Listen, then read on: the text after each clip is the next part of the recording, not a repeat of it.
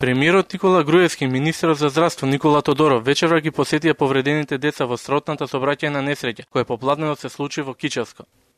Министерот Тодоров рече дека се мобилизирани сите екипи и ќе се направи се за да им се помогне на повредените. Сите екипи има доволно екипи кои што ги презимаат сите можни мерки од здравствен аспект да се спасат животите на пациентите кои што се донесени. Она што исто така го направивме, отворивме и клиниката за радиологија овдека за да може паралелно да се прават инвестигации, односно испитувања на компјутер, магнет за сите повредени пациенти за да не се губи време на преглед на компјутерот кој што е само во ургентниот центар, имајќи предвид дека инвестигацијата на компјутер некојаш трае до 20 минути, а имајќи предвид дека станува збор за поголем број на пациенти, се ставија сите капацитети на располагање. Последните информации велат дека 3 деца со тешки повреди се борат за живот на ургентниот центар, од кој едно дете е во тешка коматозна состојба.